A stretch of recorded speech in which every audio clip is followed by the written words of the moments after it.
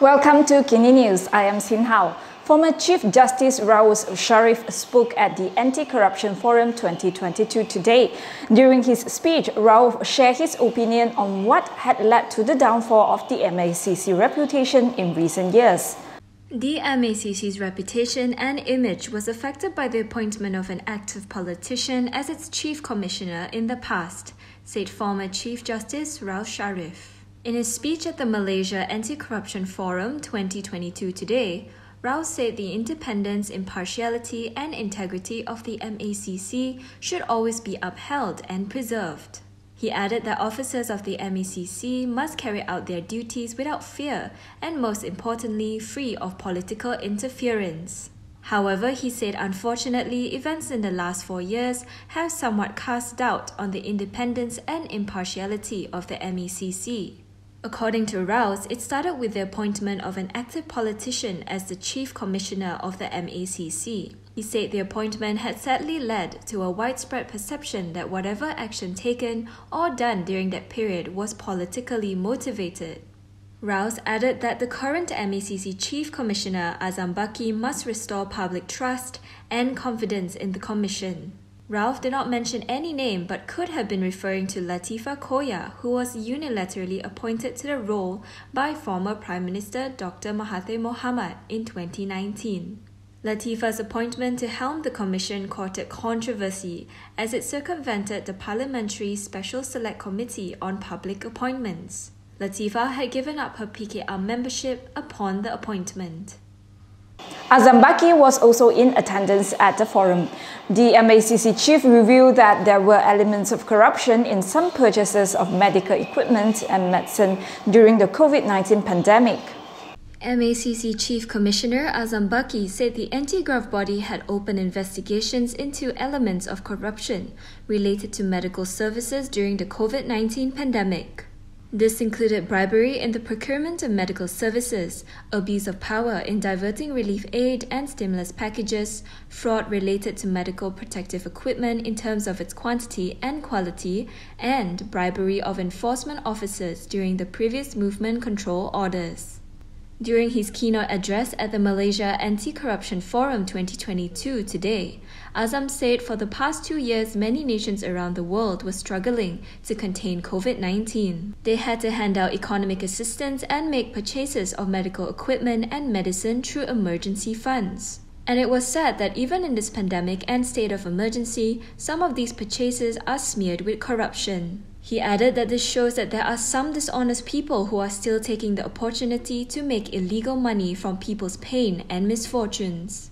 Azam also revealed that the MACC had opened a total of 829 investigation papers in 2021. He said the investigations had led to 851 arrests, involving all types of corruption, money laundering, and penal code offences.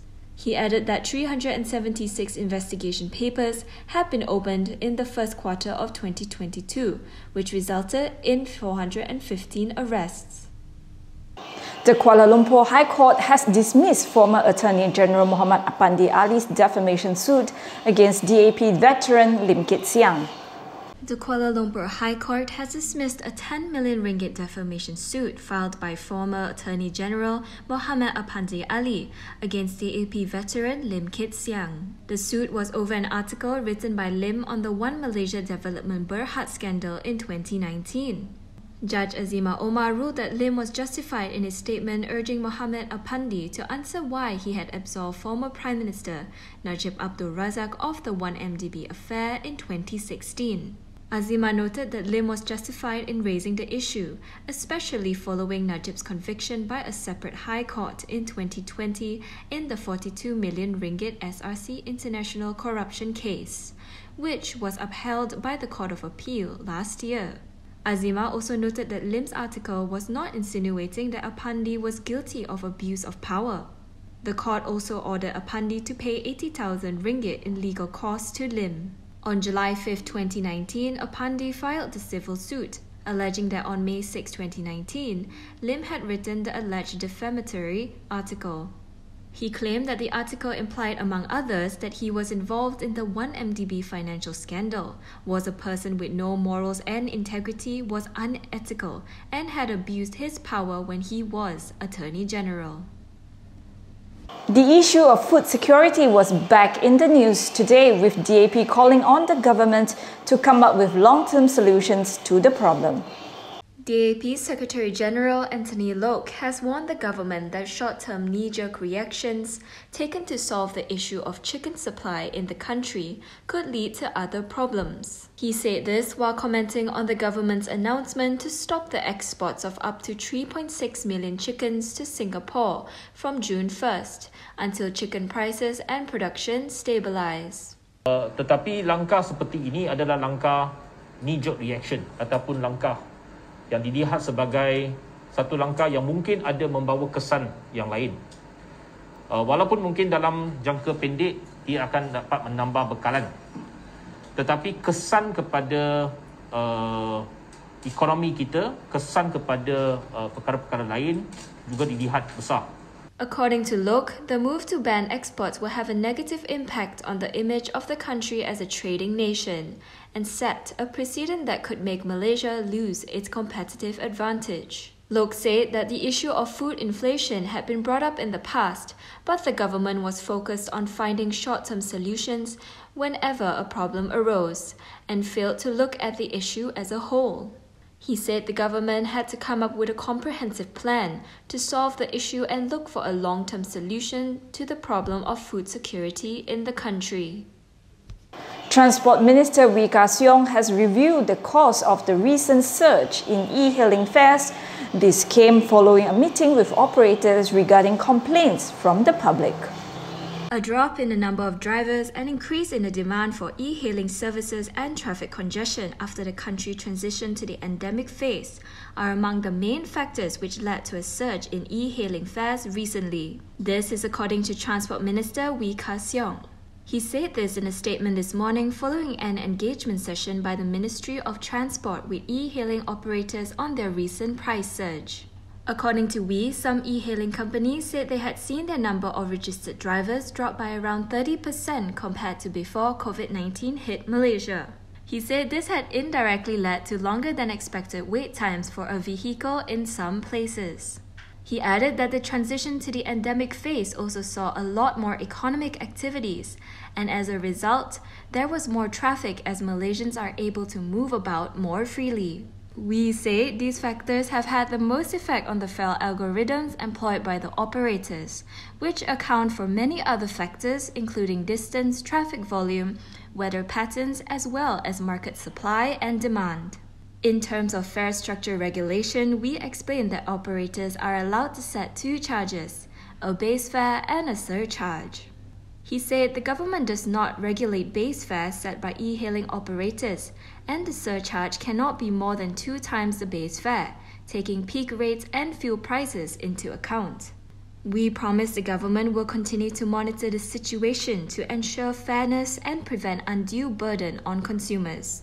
He added that the operators concerned have also assured the MOT of allocating more resources towards increasing the number of drivers currently available. Raus Sharif has called on the government to come up to an understanding with Indonesia in their move to make Malay one of the official languages of ASEAN. Dewan Negara President Raus Sharif believes that an understanding between Malaysia and Indonesia will play an important role in making the Malay language to be the official language of the Association of Southeast Asian Nations, or ASEAN. He said Malaysia cannot regard Indonesia lightly as she is an ally in the greater struggle.